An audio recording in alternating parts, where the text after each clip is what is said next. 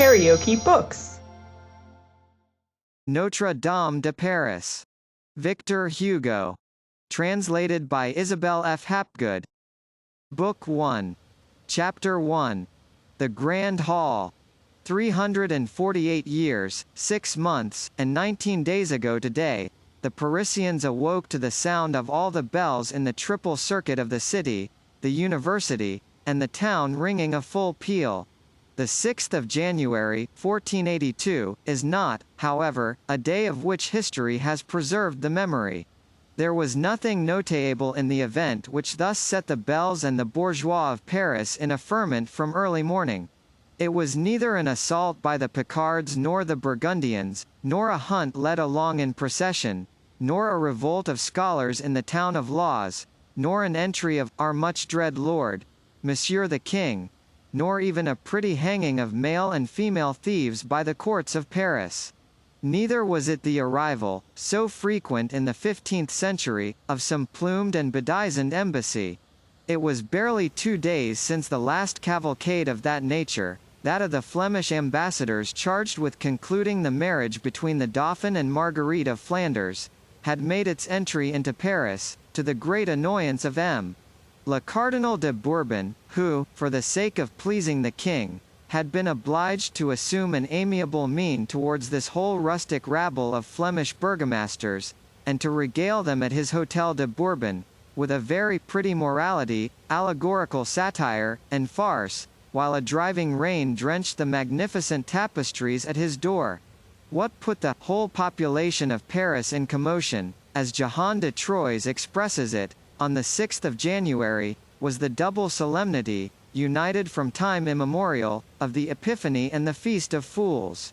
On that day, there was to be a bonfire on the Place de Grève, a maypole at the Chapelle de Braque, and a mystery at the Palais de Justice.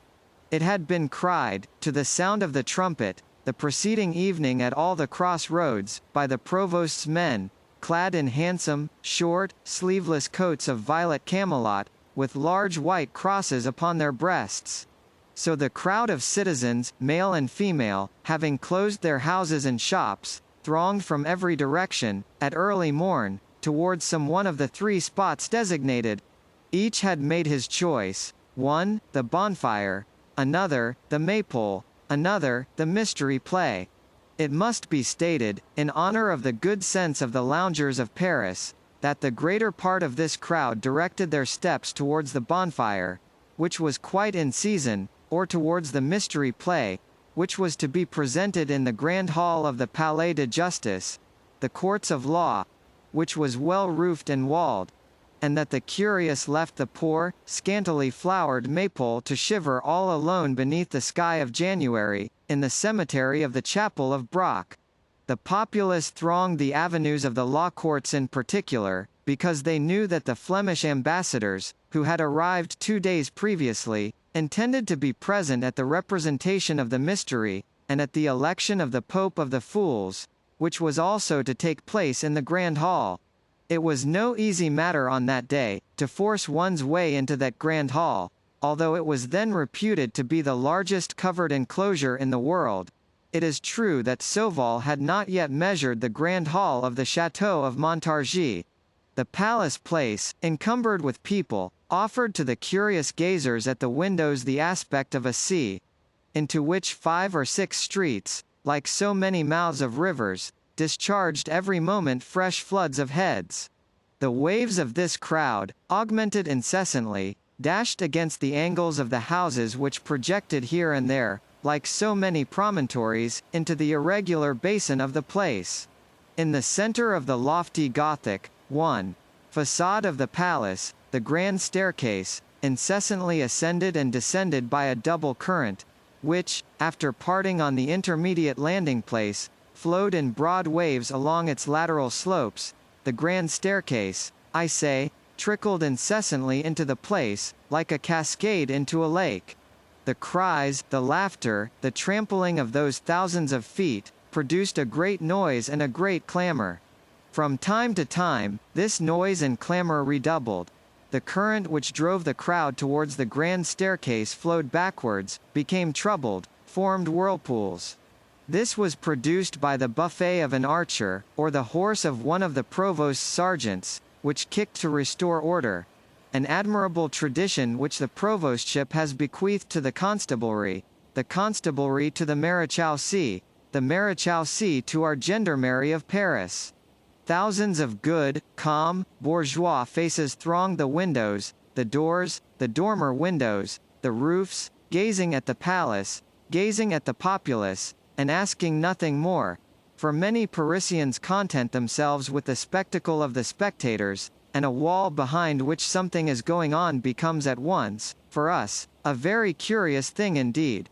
If it could be granted to us, the men of 1830, to mingle in thought with those Parisians of the 15th century, and to enter with them, jostled, elbowed, pulled about, into that immense hall of the palace, which was so cramped on that 6th of January, 1482, the spectacle would not be devoid of either interest or charm, and we should have about us only things that were so old that they would seem new.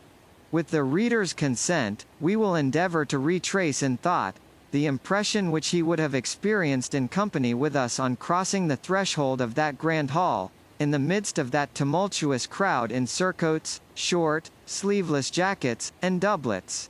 And, first of all, there is a buzzing in the ears, a dazzlement in the eyes.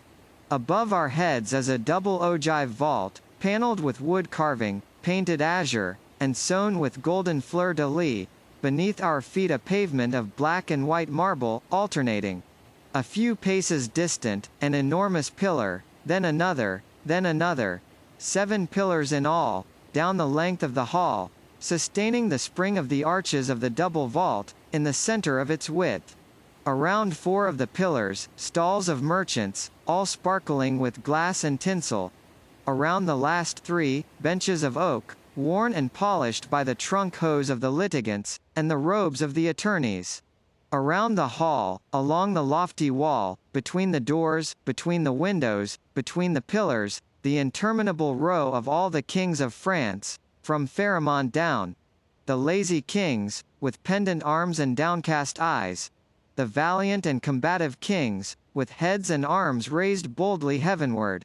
Then in the long, pointed windows, glass of 1,000 hues, at the wide entrances to the hall, rich doors, finely sculptured, and all, the vaults, pillars, walls, jambs, panelling, doors, statues, covered from top to bottom with a splendid blue and gold illumination, which, a trifle tarnished at the epoch when we behold it, had almost entirely disappeared beneath dust and spiders in the year of grace, 1549, when Du Breul still admired it from tradition. Let the reader picture to himself now, this immense, oblong hall, illuminated by the pallid light of a January day, invaded by a motley and noisy throng which drifts along the walls, and eddies round the 7 pillars, and he will have a confused idea of the whole effect of the picture, whose curious details we shall make an effort to indicate with more precision. It is certain, that if Ravaillac had not assassinated Henri IV, there would have been no documents in the trial of Ravaillac deposited in the clerk's office of the Palais de Justice, no accomplices interested in causing the said documents to disappear, hence, no incendiaries obliged, for lack of better means, to burn the clerk's office in order to burn the documents, and to burn the Palais de Justice in order to burn the clerk's office. Consequently, in short, no conflagration in 1618. The old Palais would be standing still, with its ancient grand hall. I should be able to say to the reader, go and look at it, and we should thus both escape the necessity, I of making, and he of reading, a description of it, such as it is. Which demonstrates a new truth, that great events have incalculable results. It is true that it may be quite possible, in the first place, that Ravaillac had no accomplices, and in the second, that if he had any, they were in no way connected with the fire of 1618. 2 other very plausible explanations exist.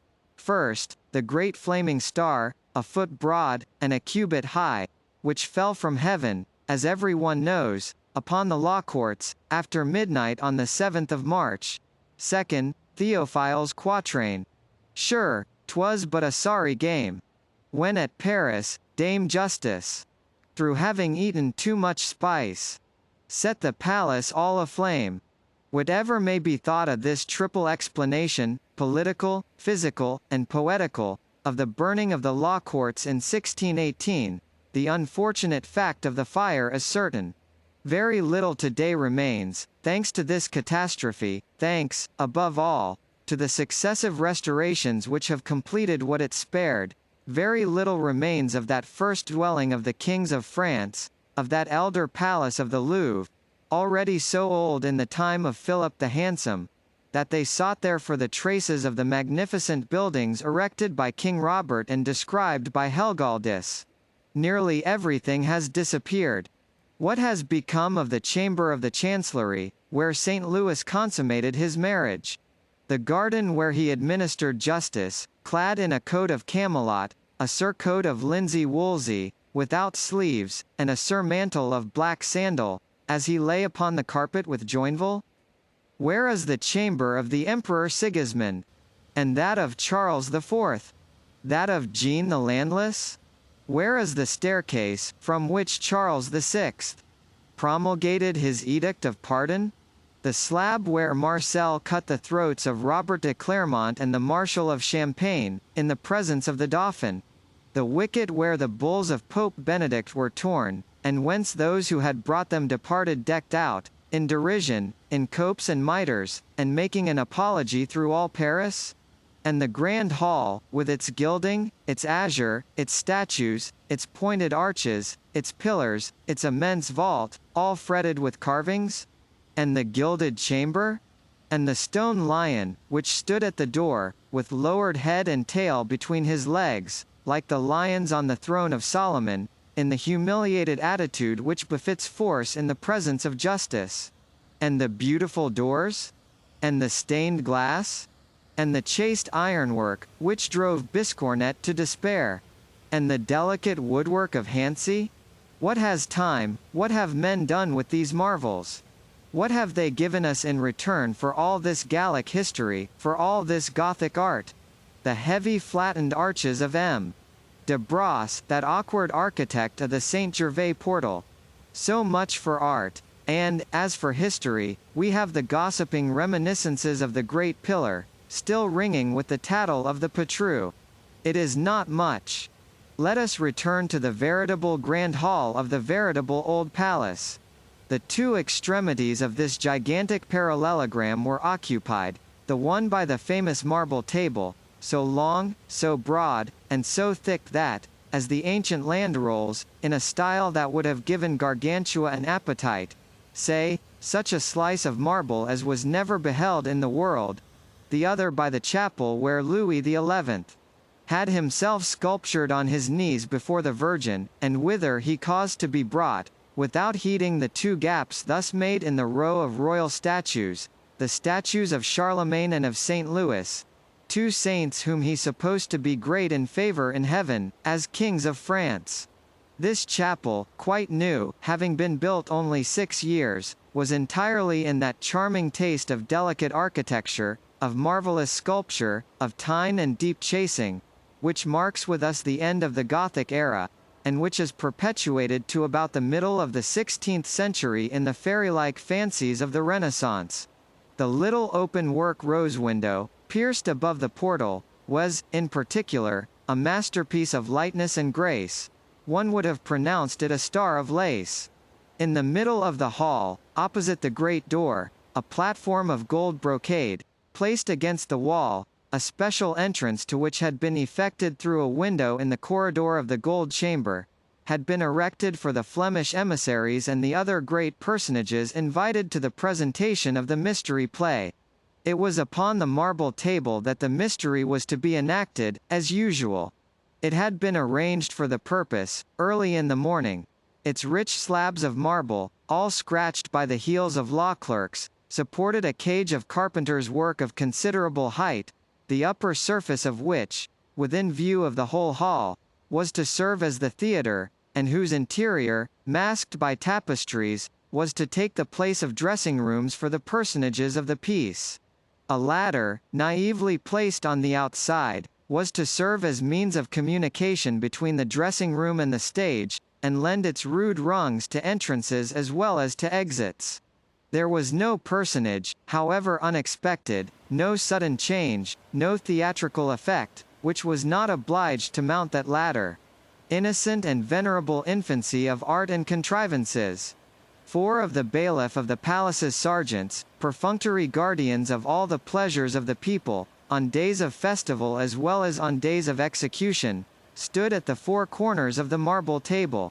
The piece was only to begin with the 12th stroke of the great palace clock sounding midday. It was very late, no doubt, for a theatrical representation, but they had been obliged to fix the hour to suit the convenience of the ambassadors. Now, this whole multitude had been waiting since morning.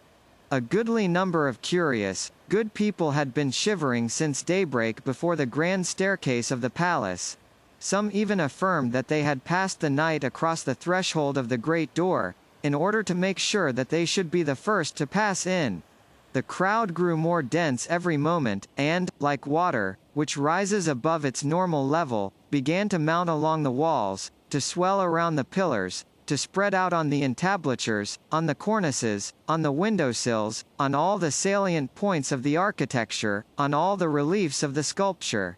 Hence, discomfort, impatience, weariness, the liberty of a day of cynicism and folly, the quarrels which break forth for all sorts of causes, a pointed elbow, an iron-shod shoe, the fatigue of long waiting, had already, long before the hour appointed for the arrival of the ambassadors, imparted a harsh and bitter accent to the clamor of these people who were shut in, fitted into each other, pressed, trampled upon, stifled. Nothing was to be heard but imprecations on the Flemish, the provost of the merchants, the Cardinal de Bourbon, the bailiff of the courts, Madame Marguerite of Austria, the sergeants with their rods, the cold, the heat, the bad weather, the Bishop of Paris, the Pope of the Fools, the pillars, the statues, that closed door, that open window. All to the vast amusement of a band of scholars and lackeys scattered through the mass, who mingled with all this discontent their teasing remarks, and their malicious suggestions, and pricked the general bad temper with a pin, so to speak. Among the rest there was a group of those merry imps, who, after smashing the glass in a window, had seated themselves heartily on the entablature, and from that point dispatched their gaze and their railleries both within and without, upon the throng in the hall, and the throng upon the place. It was easy to see, from their parodied gestures, their ringing laughter, the bantering appeals which they exchanged with their comrades, from one end of the hall to the other, that these young clerks did not share the weariness and fatigue of the rest of the spectators, and that they understood very well the art of extracting, for their own private diversion, from that which they had under their eyes, a spectacle which made them await the other with patience. "Upon my soul, so it's you, Joanne's Frollo de Molendino," cried one of them, to a sort of little, light-haired imp, with a well-favoured and malign countenance, clinging to the acanthus leaves of a capital. "You are well named John of the Mill, for your 2 arms and your 2 legs have the air of 4 wings fluttering on the breeze. How long have you been here?" "By the mercy of the devil," retorted Joanne's Frollo, "these 4 hours and more, and I hope that they will be reckoned to my credit in purgatory. I heard the 8 singers of the King of Sicily intone the first verse of 7 o'clock Mass in the Sainte-Chapelle." "Fine singers," replied the other, with voices even more pointed than their caps. "Before founding a Mass for Monsieur St. John, the King should have inquired whether Monsieur St. John likes Latin droned out in a Provençal accent. He did it for the sake of employing those accursed singers of the King of Sicily," cried an old woman sharply from among the crowd beneath the window. "I just put it to you. 1,000 livres Parisi for a Mass. And out of the tax on sea-fish in the markets of Paris, to boot." "Peace, old crone," said a tall, grave person, stopping up his nose on the side towards the fishwife. "A Mass had to be founded. Would you wish the king to fall ill again?" "Bravely spoken, Sire Giles Le Cornu, Master Furrier of the King's Robes," cried the little student, clinging to the capital. A shout of laughter from all the students greeted the unlucky name of the poor furrier of the king's robes. Le Cornu. Giles Le Cornu, said some. Cornutus et hirsutus, horned and hairy, another went on. He. Of course, continued the small imp on the capital. What are they laughing at? An honourable man is Giles Le Cornu, brother of Master Jehan Le Cornu, provost of the king's house, son of Master Mahie Le Cornu, first porter of the Bois de Vincennes, all bourgeois of Paris, all married, from father to son. The gaiety redoubled. The big furrier, without uttering a word in reply, tried to escape all the eyes riveted upon him from all sides, but he perspired and panted in vain. Like a wedge entering the wood, his efforts served only to bury still more deeply in the shoulders of his neighbors, his large, apoplectic face, purple with spite and rage. At length one of these, as fat, short, and venerable as himself, came to his rescue. Abomination! Scholars addressing a bourgeois in that fashion in my day would have been flogged with a fagot, which would have afterwards been used to burn them. The whole band burst into laughter. Ola he! Who is scolding so? Who is that screech owl of evil fortune? Hold, I know him, said one of them. 'Tis Master Andry Musnier. Because he is one of the forsworn booksellers of the university, said the other. Everything goes by fours in that shop, cried a third. The 4 nations, the 4 faculties, the 4 feasts, the 4 procurators, the 4 electors, the 4 booksellers. Well, began Jean Frollo once more, we must play the devil with them. Musnier, we'll burn your books. Musnier, we'll beat your lackeys. Musnier, we'll kiss your wife. That fine, big Mademoiselle Oudarde, who is as fresh and as gay as though she were a widow. Devil take you, growled Master Andry Musnier. Master Andry, pursued Jean Jahan, still clinging to his capital, hold your tongue, or I'll drop on your head. Master Andry raised his eyes, seemed to measure in an instant the height of the pillar, the weight of the scamp, mentally multiplied that weight by the square of the velocity, and remained silent. Jahan, master of the field of battle, pursued triumphantly. That's what I'll do, even if I am the brother of an archdeacon. Fine gentry are our people of the university, not to have caused our privileges to be respected on such a day as this. However, there is a maypole and a bonfire in the town, a mystery, Pope of the fools, and Flemish ambassadors in the city, and, at the university, nothing. Nevertheless, the place Maubert is sufficiently large, interposed one of the clerks established on the window-sill. Down with the rector, the electors, and the procurators, cried Joannes. We must have a bonfire this evening in the Champ Gaillard, went on the other, made of Master Andry's books. And the desks of the scribes, added his neighbour. And the beetles' wands. And the spittoons of the deans. And the cupboards of the procurators. And the hutches of the electors. And the stools of the rector. Down with them, put in little Jahan, as counterpoint. Down with Master Andry, the beetles and the scribes, the theologians, the doctors and the decretists, the procurators, the electors and the rector. The end of the world has come, muttered Master Andry, stopping up his ears. By the way, there's the rector. See, he is passing through the place, cried one of those in the window. Each rivaled his neighbor in his haste to turn towards the place. Is it really our venerable rector, Master Thibault?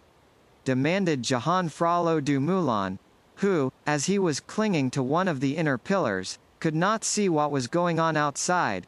Yes, yes, replied all the others, it is really he, Master Thibault, the rector. It was, in fact, the rector and all the dignitaries of the university, who were marching in procession in front of the embassy, and at that moment traversing the place. The students crowded into the window, saluted them as they passed with sarcasms and ironical applause. The rector, who was walking at the head of his company, had to support the first broadside. It was severe. "Good day, Monsieur le Recteur." "Hola he." "Good day there." "How does he manage to be here, the old gambler? Has he abandoned his dice? How he trots along on his mule. Her ears are not so long as his." "Hola he." "Good day, Monsieur le Recteur Thibault." "Tybalt Aleator." "Old fool." "Old gambler." "God preserve you." "Did you throw double six often last night?" "Oh. What a decrepit face, livid and haggard and drawn with the love of gambling and of dice. Where are you bound for in that fashion, Thibault, Tybalt ad datos, with your back turned to the university, and trotting towards the town?" "He is on his way, no doubt, to seek a lodging in the Rue Thibauteau." 3. cried Jehan Duhem. "Moulin." The entire band repeated this quip in a voice of thunder, clapping their hands furiously. "You are going to seek a lodging in the Rue Thibauteau, are you not, Monsieur le Recteur, gamester on the side of the devil?" Then came the turns of the other dignitaries. "Down with the beadles!" "Down with the mace-bearers!" "Tell me, Robin Puisapane, who is that yonder?" "He is Gilbert de Sully, Gilbertus de Soliaco, the Chancellor of the College of Autun." "Hold on, here's my shoe, you are better placed than I, fling it in his face." "Saturnalicious mitimus ecce nuces." "Down with the 6 theologians, with their white surplices." "Are those the theologians? I thought they were the white geese given by Saint Genevieve to the city, for the fief of Rooney." "Down with the doctors." "Down with the cardinal disputations, and quibblers."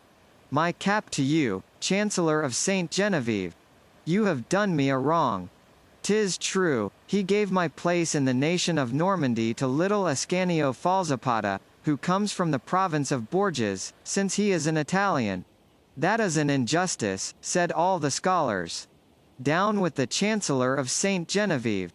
"Ho he! Master Joachim de Latahors." "Ho he! Louis de Heal." "Ho he Lambert Hochtemon." "May the devil stifle the procurator of the German nation." "And the chaplains of the Sainte-Chapelle, with their grey amices, cum tunices grises. Seu de pellibus grises foratus." "Hola he! Masters of arts." "All the beautiful black copes." "All the fine red copes." "They make a fine tale for the rector." One would say that he was a Doge of Venice on his way to his bridal with the sea. Say, Jehan. Here are the canons of Saint Genevieve. To the deuce with the whole set of canons. Abbé Claude Choart. Dr. Claude Choart. Are you in search of Marie La Gifford? She is in the Rue de Glatigny. She is making the bed of the king of the debauchees. She is paying her 4 deniers, 4 quatuor denarios. Aut unum bombum. Would you like to have her pay you in the face? Comrades. Master Simon Sanguine, the Elector of Picardy, with his wife on the crupper. Post equitum sedet atra cura, behind the horseman sits Black Care. Courage, Master Simon. Good day, Mr. Elector. Good night, Madam Electress. How happy they are to see all that, sighed Joannes de Molendino, still perched in the foliage of his capital. Meanwhile, the sworn bookseller of the university, Master André Musnier, was inclining his ear to the furrier of the king's robes, Master Giles Le Cornu. "I tell you, sir, that the end of the world has come. No one has ever beheld such outbreaks among the students. It is the accursed inventions of this century that are ruining everything, artilleries, bombards, and, above all, printing, that other German pest. No more manuscripts, no more books. Printing will kill bookselling. It is the end of the world that is drawing nigh. I see that plainly, from the progress of velvet stuffs," said the fur merchant. At this moment, midday sounded. "Ha!" exclaimed the entire crowd, in one voice. The scholars held their peace. Then a great hurly-burly ensued, a vast movement of feet, hands, and heads. A general outbreak of coughs and handkerchiefs. Each one arranged himself, assumed his post, raised himself up, and grouped himself. Then came a great silence. All necks remained outstretched. All mouths remained open. All glances were directed towards the marble table. Nothing made its appearance there. The bailiff's 4 sergeants were still there, stiff, motionless, as painted statues. All eyes turned to the estrade reserved for the Flemish envoys. The door remained closed, the platform empty. This crowd had been waiting since daybreak for 3 things: noonday, the embassy from Flanders, the mystery play. Noonday alone had arrived on time. On this occasion, it was too much. They waited 1, 2, 3, 5 minutes, a quarter of an hour. Nothing came. The dais remained empty, the theatre dumb. In the meantime, wrath had succeeded to impatience. Irritated words circulated in a low tone. Still, it is true. The mystery. The mystery, they murmured, in hollow voices. Heads began to ferment. A tempest, which was only rumbling in the distance as yet, was floating on the surface of this crowd. It was Jehan du Moulin who struck the first spark from it. The mystery, and to the devil with the Flemings, he exclaimed at the full force of his lungs, twining like a serpent around his pillar. The crowd clapped their hands. The mystery, it repeated, and may all the devils take Flanders. We must have the mystery instantly, resumed the student, or else, my advice is that we should hang the bailiff of the courts, by way of a morality and a comedy. Well said, cried the people, and let us begin the hanging with his sergeants. A grand acclamation followed. The 4 poor fellows began to turn pale, and to exchange glances. The crowd hurled itself towards them, and they already beheld the frail wooden railing, which separated them from it, giving way and bending before the pressure of the throng. It was a critical moment. To the sack, rose the cry on all sides. At that moment, the tapestry of the dressing-room, which we have described above, was raised, and afforded passage to a personage, the mere sight of whom suddenly stopped the crowd, and changed its wrath into curiosity as by enchantment. Silence! Silence!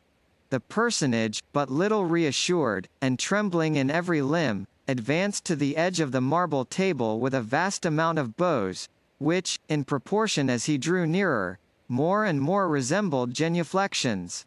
In the meanwhile, tranquillity had gradually been restored. All that remained was that slight murmur which always rises above the silence of a crowd. Messieurs the bourgeois, said he, and mesdemoiselles the bourgeoises, we shall have the honor of declaiming and representing, before His Eminence, Monsieur the Cardinal, a very beautiful morality which has for its title, The Good Judgment of Madame the Virgin Mary. I am to play Jupiter.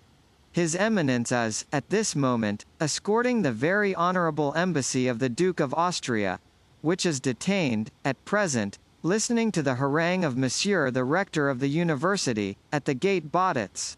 As soon as His Illustrious Eminence, the Cardinal, arrives, we will begin. It is certain, that nothing less than the intervention of Jupiter was required to save the 4 unfortunate sergeants of the bailiff of the courts. If we had the happiness of having invented this very veracious tale, and a being, in consequence, responsible for it before Our Lady criticism, it is not against us that the classic precept, nec Deus intersit, could be invoked. Moreover, the costume of Seigneur Jupiter was very handsome, and contributed not a little towards calming the crowd, by attracting all its attention. Jupiter was clad in a coat of mail, covered with black velvet, with gilt nails, and had it not been for the rouge, and the huge red beard, each of which covered 1/2 of his face, had it not been for the roll of gilded cardboard, spangled, and all bristling with strips of tinsel, which he held in his hand, and in which the eyes of the initiated easily recognized thunderbolts, had not his feet been flesh-colored, and banded with ribbons in Greek fashion, he might have borne comparison, so far as the severity of his mien was concerned, with a Breton archer from the guard of Monsieur de Berry. KaraokeBooks.